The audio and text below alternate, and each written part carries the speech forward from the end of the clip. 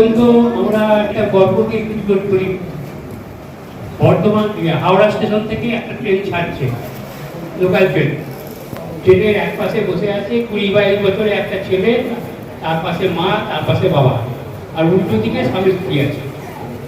ট্রেনটা হাওড়া স্টেশন থেকে বর্ধমান আসছে, ট্রেনটা ছাড়লো। ছাড়ার পর 20-22 বছরের ছেলেটা হঠাৎ করে বলছে, এখন মা প্ল্যাটফর্মটা লোকগুলো কিরকম পেছন দিকে চলে যাচ্ছে, দেখো দিকে কেমন ট্রেনটা পেছন দিকে, ট্রেনটা এগিয়ে যাচ্ছে, লোকগুলো পেছন দিকে চলে যাচ্ছে। সামনের ভদ্রলোক ভদ্রলোক আমরা অবাক হয়ে থাকি, কি ব্যাপার? একটা 5-6 বছরের ছেলে বলতে পারে, 20-22 বছরের ছেলে এরকম করেছে, কি ব্যাপার? আবার ট্রেনটা যাচ্ছে, বালি পেরোলো, বলছে মা দেখো দেখো আকাশটা আমাদের সাথে সাথে যাচ্ছে। তখন উল্টো দিকে ভদ্রলোক বলছে, একটা কথা বলবো? বলছে হ্যাঁ বলুন। বলছি ওর বয়স কত? বলছি ওর বয়স হচ্ছে 20-21 পা দিল। বললো ওকে আমার মনে হয় যদি কিছু মনে না করেন, ওকে ডাক্তার দেখানো উচিত। এটা 5-6 বছরের ছেলেরা বলে, ও বলছে ওকে ডাক্তার দেখানো উচিত। তখন বলছি হ্যাঁ আমরা তো ডাক্তার দেখিয়ে ফিরছি। বলছে ডাক্তার দেখিয়ে ফিরছেন? বলছে হ্যাঁ। কলকাতা মেডিকেল কলেজের নাম শুনেছেন তো? সবাই জানি। কলকাতা মেডিকেল কলেজে RIO, রিজিওনাল ইনস্টিটিউট অফ অপথ্যালমোলজি, মানে চোখের পূর্ব ভারতের সর্বশ্রেষ্ঠ ইনস্টিটিউট। সেখান থেকে আমার ছেলেটাকে আজ নিয়ে আসছি। আর 4 দিন ছেলেটা সেখানে ভর্তি ছিল। ছেলেটা জন্ম অন্ধ। চুপ করে শুনুন, ছেলেটা জন্ম অন্ধ, ছেলেটা দেখতে পাচ্ছিল না।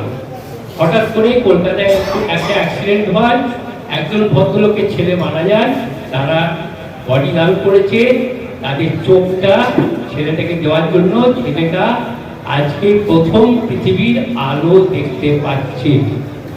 বুঝতে পারছেন? সুতরাং আমাদের উচিত হচ্ছে প্রথমেই চিন্তা ভাবনা করা, চোখ দান করা। মৃত্যুর পর কোথায় কে যাবে কেউ জানি না। চোখ দান করা মানে গোটা চোখটা তুলে ফেলা হয় না, চোখের সামনে ছোট্ট সাদা অংশটা আঁশের মতো ওইটুকু তুলে ফেলা হয়, গোটা চোখটা তোলা হয় না। আজ ভারতবর্ষে প্রায় 4 লাখের মতো মানুষ অন্ধ হয়ে বসে আছে। আমরা চোখ দিতে পারলে কত ভালো হয়। বর্ধমান মেডিকেল কলেজেও চক্ষু খোলা হচ্ছে, মানে চক্ষু ব্যাংক, চোখের ব্যাংক খোলা হয়। বাঁকুড়াতেও খোলা হয়েছে, আলোরিকা আর দুর্গাপুরে আছে, আর কলকাতায় আছে, কলকাতা মেডিকেল কলেজে। সুতরাং সবাইকে এটা চিন্তা ভাবনা করতে হবে, চোখটা মৃত্যুর পর চোখটা দিলে, অথবা একটা চোখ দিলেও একজন মানুষ চোখ ফিরে পাবে। এটা হলো চোখ সম্বন্ধে অল্প ছোট্ট করে, বেশি কিছু বলছি। আমরা প্রথমেই ভাবি যে এই বয়স্ক লোক, দেখছো আমার দাদু খুদি খুদি লেখা পড়ছে, আমার ঠাকুমা চুচে সুতো পড়াতে পারছে, ভাবি তো চোখটা কত ভালো আছে। এটা ঠিক নয়। চোখে ছানি পড়লে দূরে আবছা হয়ে যায়, কাছে জিনিস পরিষ্কার হয়ে যায়।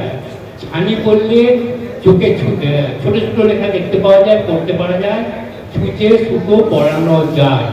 দূরে আবছা হয় কিন্তু কাছে পরিষ্কার হয়। আমরা চশমা ছাড়া দেখতে পাই না, কিন্তু যাদের ছানি পড়বে তারা দেখতে পাবে।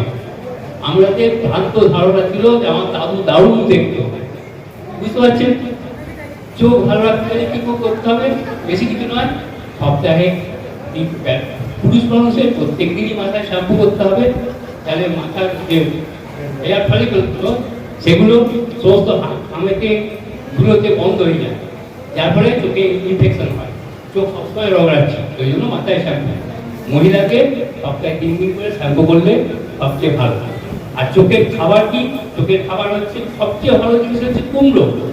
কুমড়ো, গাজর, পাকা পেঁপে, পাকা আম, ডিম, শাক, এগুলো খাওয়ান, চোখও ভালো থাকবে, চামড়াও ভালো থাকবে। আমরা যে বলি না গুগলি খেলে চোখ ভালো থাকে, ওসব ভ্রান্ত ধারণা। গুগলিতে শুধু প্রোটিন আছে, কুমড়ো ওর থেকে অনেক ভালো। আমাদের সহজলভ্য সহজ জিনিস কুমড়ো। আর আরেকটা জিনিস হচ্ছে 45-40 বছরের মধ্যে সবাইকে চশমা নিতে হবে, বই পড়ার জন্য চশমা লাগবে। তা নাহলে চোখের প্রেশার, যেমন প্রেশার আছে, চোখের প্রেশারটাও বেড়ে যায়। আর আমাদের চোখে কিছু রোগ হলো, ওখানে চলে গিয়ে একটা ওষুধ কিনে নিয়ে চলে যাবে, ঠিক আছে, চোখের ওষুধ কেনা যায়। কিন্তু দুটো জিনিস মনে রাখবেন, একটা হচ্ছে H, ক্লোরোকল H, সিপ্লক্স এইচ চারপাশে দেখা যায় এইচ বড় বড় অক্ষরে, এইচ মানে হচ্ছে হাইড্রোকর্টিজল, মানে এইচ মানে হচ্ছে হার্মফুল, খুব ক্ষতিকারক। তো এইচ জিনিসটা বাদ দেবে। আর আরেকটা যে আমরা ডি দেখবেন, সিপ্লক্স ডি, ক্লোরোকল ডি, ওইসব ডি কি বাদ দেবে।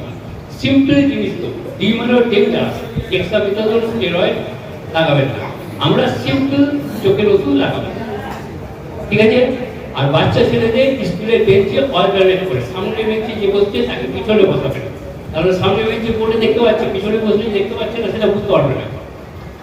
পিছনে অল্টারনেট করে বসালে তারা দেখতে পাবে। এদিকে বললাম।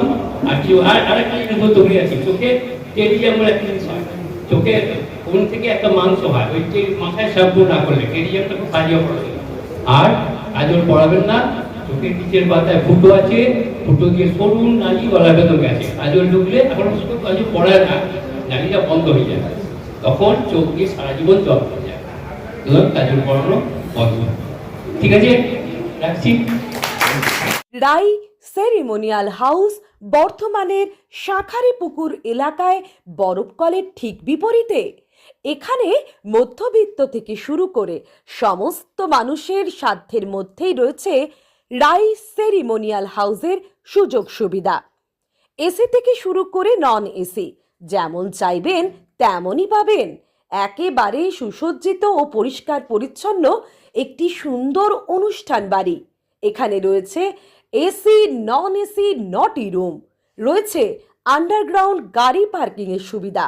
অতএব আপনাদের যে কোনো অনুষ্ঠানের জন্য আজই বুক করে ফেলুন রাই সেরিমোনিয়াল হাউস। মনে রাখবেন, রাই সেরিমোনিয়াল হাউস বর্ধমানের শাঁখারীপুকুর এলাকায় বরফকলের ঠিক বিপরীতে। আজকে আমরা চলে এসেছি রাজলক্ষ্মী কনস্ট্রাকশনের নিউ প্রজেক্ট রাজ ইনক্লেভসে। এটি অলমোস্ট 52 কাঠা এরিয়া নিয়ে তৈরি হচ্ছে। এটির দুটি ব্লক, ব্লক এ তে রয়েছে 12 ফ্লোর আর ব্লক বি তে রয়েছে 4 ফ্লোর। এখানে আপনারা পেয়ে যাচ্ছেন বাজেট অনুযায়ী 1 BHK, 2 BHK and 3 BHK flat. এখানকার আকর্ষণীয় ব্যাপার হলো ফ্ল্যাটের গ্রাউন্ডে আপনারা পেয়ে যাচ্ছেন স্টাইল বাজার, আর সঙ্গে থাকছে বেসমেন্ট পার্কিং, ওপেন পার্কিং, আর রুফটপে পেয়ে যাচ্ছেন 10,000 স্কোয়ার ফিট এরিয়া জুড়ে এসি জিম, আড্ডা zone, AC community hall with kitchen, garden area. আর 24/7 আপনারা পেয়ে যাচ্ছেন CCTV security, water supply, power backup, common utilities, maintenance office, আরো কত কি। আর তাছাড়াও আপনারা পেয়ে যাচ্ছেন ব্লক বি তে সুইমিং পুল ফেসিলিটিস। বাইরে থেকে তো আপনারা অলমোস্ট সবই দেখলেন, এবার পালা আপনাদের একটা রুম ট্যুর দেওয়ার। এটা হলো 3 বিএইচকে, 1187 স্কোয়ার ফিট। এখানে আপনারা পেয়ে যাচ্ছেন 3টে বেডরুম।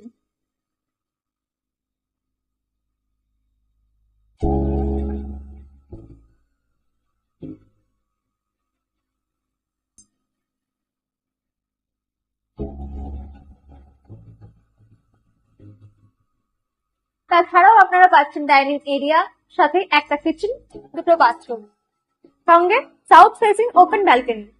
হ্যাঁ, ঠিক এইরকমই হবে আপনাদের স্বপ্নের রুমটা।